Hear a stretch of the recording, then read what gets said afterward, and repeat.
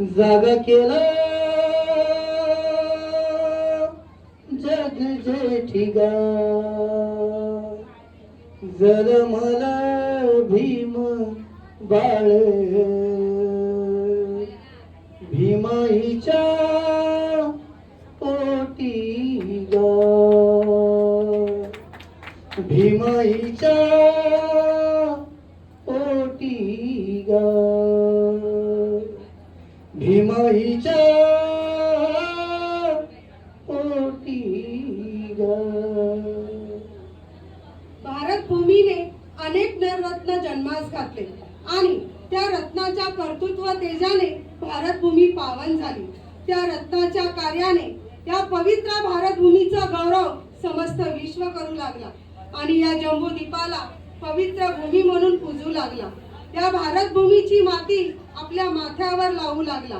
मी धन्य झालो, माझा जन्म या पवित्र भूमीत झाला याचा गर्व आणि निसर्गाचे उपकार मानू लागला. कोण आहे ते रत्न आणि कोणता मार्ग त्यांनी शोधला? अखिल मानव जातीच्या कल्याणासाठी तो अविरत जळत राहिला. तो पहिला महापुरुष, जगतवंदनीय जगद्गुरु, करुणा आणि समतेचा उद्गाता, जो 32 लक्षणे आणि 80 शुभ चिन्हांनी लखलखित आहे. असा जगातील दुःख नाहीसा करणारा, जगात सुखाचा निर्वाणाचा मार्ग मोकळा करणारा, एवढी उपमा देऊनही तुम्ही ओळखलं नाही त्यांना. मला माहित आहे तुम्ही त्यांना जाणता मानता. तो महामानव तुमचा अंतिम शास्त्र आहे. तरी सुद्धा मी माझं भाग्य समजते माझ्या मुखात त्यांचं नामस्मरण होईल. तो महामानव अरहंत सम्यक संबुद्ध अर्थात भगवान बुद्ध. दुसरा नररत्न महामानव बुद्धाचा सर्वश्रेष्ठ उपासक, राजा भौतू धम्मिकोचा नायक, बुद्धाच्या शासनाचा विश्वसम्राट अशोक आणि याच पवित्र पावनभूमीत ज्यांनी जन्म घेतला आणि कोटी कोटी कुळाचा उद्धार केला, तो विश्वनायक विश्वरत्न माझ्या खुशीत जन्मास आला आणि माझी कूस कायमची पावन झाली. या विश्वात वर्ण, जात, भाषा, गोत्र, गुलामी विरुद्ध लढायचं असेल, संघर्ष करायचा असेल तर माझी माती कपाळाला लावली जाते. माझी माती हातात घेऊन शपथ घेतली जाते. संघर्षाची कोणतीही परिभाषा माझ्या वाचून अपूर्ण आहे.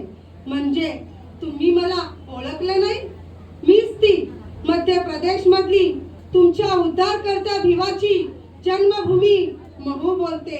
भिवाची जन्मभूमी महू बोलते.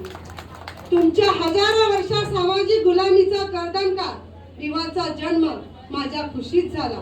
मी त्याच विश्वनायकाची जन्मभूमी महू बोलते.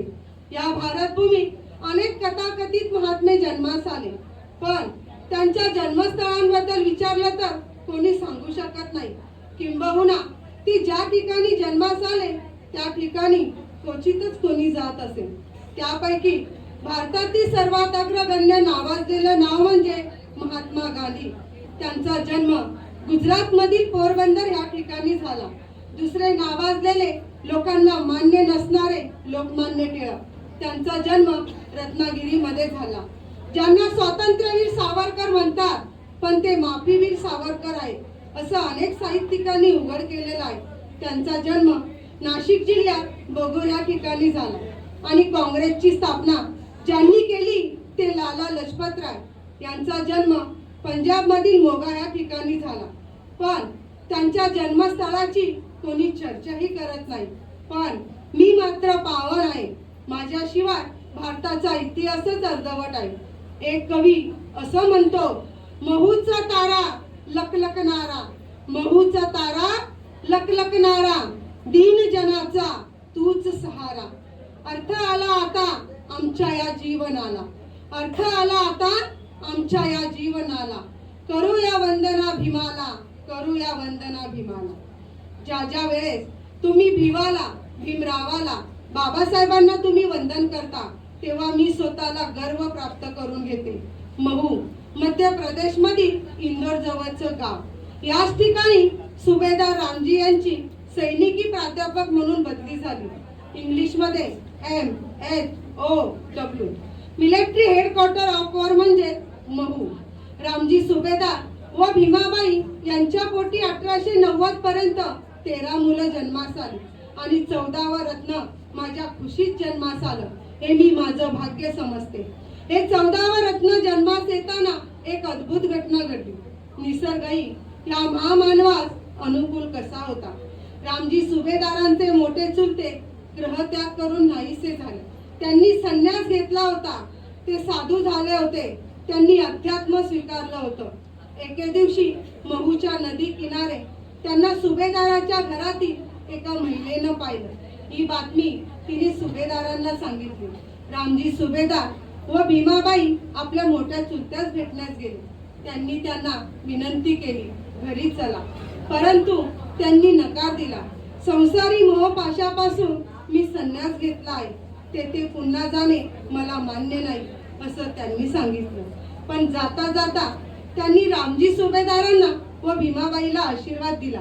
तुमच्या पोटी हे 14वं रत्न जन्मास येईल, ते या कुळाचाच नाही तर या देशाचा उद्धार करेल असा आशीर्वाद देऊन ते साधू मुनी तेथून निघून गेले. मी ऐकून आहे, महाकरुणाकार तथागत भगवान बुद्धाच्या जन्माच्या वेळी सुद्धा असंच काहीसं घडलं होतं.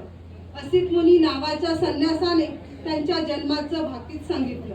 हे बाळ जर गृहस्थी राहिला तर तो चक्रवर्ती सम्राट होईल, आणि या बाळाने संन्यास घेतला तर तो या सृष्टीतला दुःख मुक्तीदाता भगवान बुद्ध होईल. आणि या दोन्ही साधू मुनींची भविष्यवाणी खरी ठरली. एक बुद्ध झाला आणि दुसरा विश्वनायक झाला. सुभेदारांच्या पोटी 14 मुलं जन्मास आली. मात्र बाळाराम, गंगा, रमाबाई, आनंदराव, मंजुळा, तुळसा आणि भीमराव ही 7 मुलं जगली. बाकी जन्म घेताच मरण पावली. मी भारताच्या मध्य प्रदेश मध्येच का, पूर्व, पश्चिम, उत्तर, दक्षिण ह्या ठिकाणी का नाही, याचं महत्व मला भिवाच्या जन्मानंतर समजलं. कोणत्याही क्रांतीची, कोणत्याही तत्वज्ञानाची, कोणत्याही प्रकाशाची जागा ही मध्यभागी असते. आईच्या मध्यभागी म्हणजे आईच्या खुशीत बाळही मध्यभागीच असते. त्याचं महत्व किती असते त्या जन्म देणाऱ्या आईलाच माहित असते. म्हणून महू हे देशाच्या मध्यभागी आहे, मध्य प्रदेश मध्ये आहे. त्या आधारे भारताचा पाया माझा भीमराया, भारताचा पाया माझा भीमराया. ज्या प्रकारे सुभेदार रामजी हे कडक शिस्तीचे होते, त्याच धर्तीवर भिवाला जन्म देणारी भीमाई सुद्धा त्याच स्वभावाची होती. रामजी सुभेदारांची पूर्वीची गरिबी पाहता धर्मा मुरबाडकर यांच्या कुटुंबाने भीमाबाईचा रामजी सुभेदारांबरोबर लग्न करण्यास नकार दिला. कारण मुरबाड कुटुंबातील 7ही भाऊ लष्करात सुभेदार मेजर होते. त्यामुळे सैन्यात भरती होईपर्यंत रामजी सुभेदार हे गरीबच होते. परंतु भीमाईच्या भावाने रामजी सुभेदारापेक्षा दुसरा वर नाही, म्हणून त्यांनी भीमाईचं लग्न सुभेदारांबरोबर लावलं. परंतु घराण्याचा त्या लग्नास विरोध होता. परंतु भीमाईने शपथ घेतली, जोपर्यंत सोनं वाळत घालण्या इतकी श्रीमंती माझ्या जवळ येत नाही तोपर्यंत मीही माहेरी जाणार नाही. अशा स्वभावाने कर्मठ जिद्दी दाम्पत्यापोटी भिवा जन्मास येणं ही या देशाची गरज होती. हे स्वभावाने आणि विचाराने परिपूर्ण असलेलं कुटुंब मध्य प्रदेश मध्ये आलं आणि सर्वांना मोहून टाकलं. मलाही मोहू केलं. महूला मराठीत मध असं म्हणतात. ज्या मधमाशाच्या संघटितपणामुळे गोड मध खायला मिळतं, असा संघटितपणा तुमच्या भिवाला तुमच्याकडून अपेक्षित होता. मात्र तुम्ही संघटित न राहता आपापसात संघर्ष करत आहात. भिवाच्या जन्मामुळे माझी माती सोन्याची झाली, माझा उद्धार झाला. 2003 साली मध्य प्रदेश सरकारनं माझं महू हे नाव बदलून चक्क डॉक्टर आंबेडकर नगर केलं. Mhow station doctor Ambedkar station केलं. मध्य प्रदेश सरकारच्या वतीने माझं मोठं स्मारक बांधलं गेलं. भिवाच्या जन्मामुळे मला एवढी मोठी उंची मिळाली, माझ्या समोर हिमालयही ठेंगणा वाटू लागलाय. मी एवढंच सांगण्यासाठी आली आहे, माझ्या खुशीत भिवाचा केवळ जन्म झाला आहे. मी भिवाची जन्मभूमी आहे, पण भीमाची कर्मभूमी महाराष्ट्र आहे. घडवा त्यांच्या विचारांचा महाराष्ट्र, घडवा त्यांच्या विचारांचा प्रबुद्ध भारत. एकदा सर्वांना चार खांद्यावर जाऊन स्मशानात पेटायचंच आहे, परंतु जिवंतपणी त्या भीमाच्या, भीमरावांच्या, बाबासाहेबांच्या विचाराने पेटा. मग तुमचा वेग थांबवण्यासाठी कोणाची मायवॅली नाही. केवळ भीमाच्या जन्मामुळे तुम्ही पावन झाले, त्यांच्या कार्यामुळे तुम्ही शुद्ध व्हा, तुम्ही बुद्ध व्हा. एकदा या, मी वाट पाहते.